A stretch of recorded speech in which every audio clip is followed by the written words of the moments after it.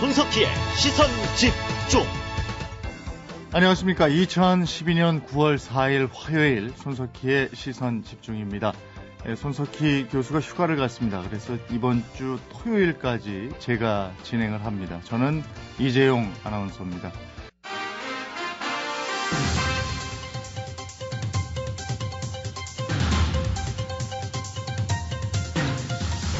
네, 이번에는 뉴스 포커스입니다. 선정 초기부터 여러 논란을 불러일으켰던 제주도 7대 자연경관, 잡음이 여전한가 봅니다. 당시에 전화투표를 주관했던 KT가 얼마 전에 투표 과정에서 부당요금을 청구했다는 의혹을 제기한 내부 고발자를 징계했는데요.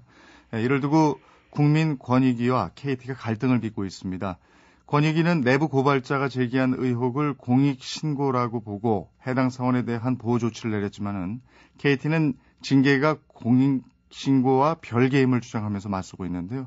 이번 사안은 일부 공익적 성격을 띠고 있어서 제보자의 신변보호 문제에도 많은 관심을 모이고 있습니다. 오늘 이 문제와 관련해서 해당 의혹을 제기했던 KT 새노조의 이해관 위원장을 잠깐 연결하겠습니다. 이해관 위원장님 안녕하세요. 예, 안녕하세요. 네, 우선 당시 7대 자연경관과 관련해서 제기한 의혹, 이게 어떤 내용이었는지 설명을 좀 해주십시오. 예, 지난해 이제 제주도가 7대 경관에 선정되었습니다. 그 당시 KT가 출시한 전화가 투표 전화죠. 001-1588-7715인데요. 이 전화가 애당초 KT는 영국으로 가는 이제 국제 전화다. 이렇게 이제 얘기를 했고 실제로 요금도 국제전화 요금을 청구했는데요.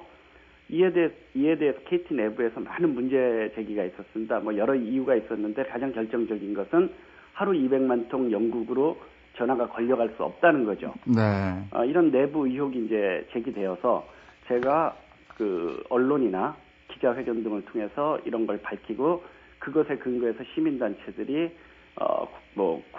공정거래위원회라든가 검찰이라든가 이런데 그 KT를 제소하는 이런 일이 있었습니다. 네, 그러니까 국내 전화망을 이용했는데 국제 전화 요금을 청구했다 이런 의혹이군요. 예, 그렇습니다. 네. 특히 KT가 그 마지막에는 입장을 바꿔서 투표 결과를 일본에 있는 서버에 전송했기 때문에 국제 전화 요금을 받는데 문제가 없다 이렇게 주장을 했는데요. 예. 나중에 밝혀진 바에 따르면 통화 상세 내역서에는 고객들에게 보낸 통화 상세 내역서에는 영국이라고 찍혀 있었습니다. 그런데 아시다시피 국제전화라는 건 일본이냐 영국이냐에 따라 요금이 달라지기 때문에 그런 실수란 있을 수 없는 거고 그건 고의로 속이려고 한 것이다. 이런 의혹이 제기되었던 것이죠. 물론 KT에서는 이게 국제전화라는 입장이고요. 네, 그렇습니다. 예. 당시 그런 내용을 외부에 알리기까지 여러 가지 어려움이 따랐을 것 같은데 어떤 판단에서 제보를 하게 됐습니까? 예, 솔직히 불이익을 받는 거에 대한 불안감 이런 게 없었던 게 아닌데요. KT의 많은 직원들이 이렇게 KT가 가서는 안 된다라는 생각을 갖고 저희 새노조에 제보를 해줬는데 그걸 제가 불안감 때문에 제 개인의 안위 때문에 무시할 수는 없다고 생각을 해서 용기를 내서 제보를 하게 되었습니다. 네.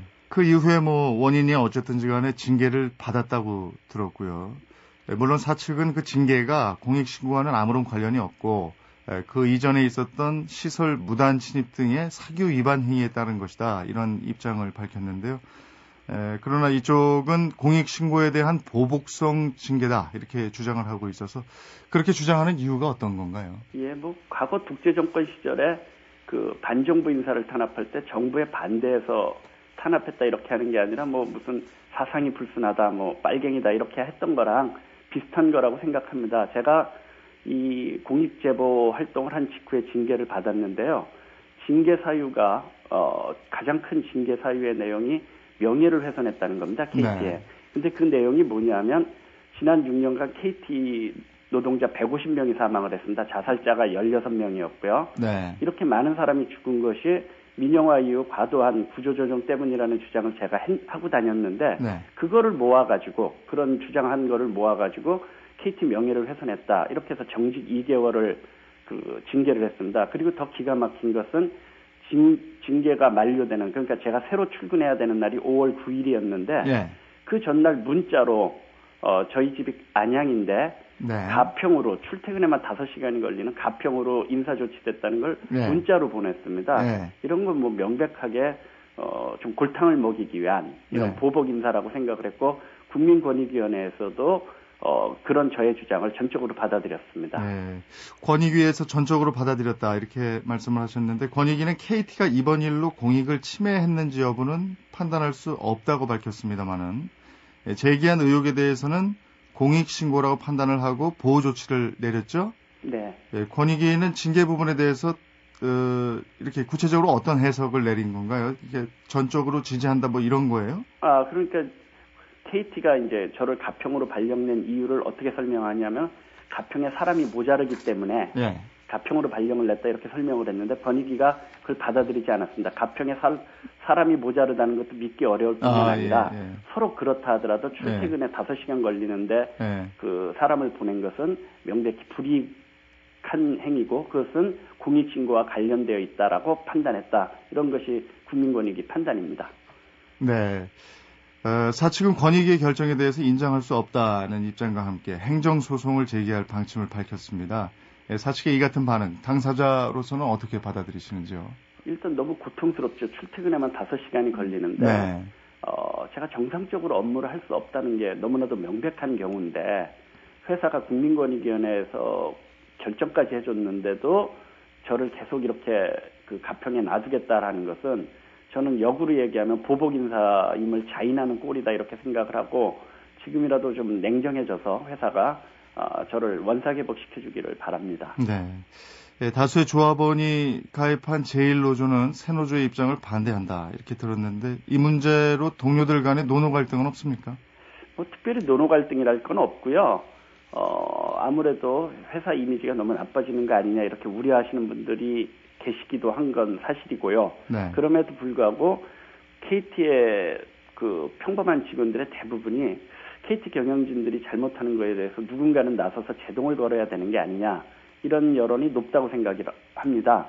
비근한 예를 하나만 들면 서유열 대포폰 사건이라는 게 있었습니다. 이게 무슨 사건이냐면은 그 공직윤리관실에서 국무총리 공직윤리관실에서 불법 민간인 사찰을 하지 않았습니까?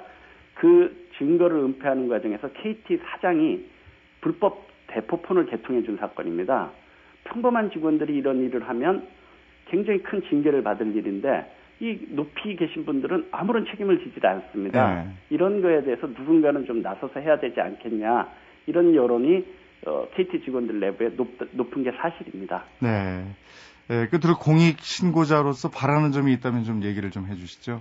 예, 제가 이제 여러 가지 불이익을 지금까지 받아왔고 앞으로도 받을 거로 생각이 되는데요.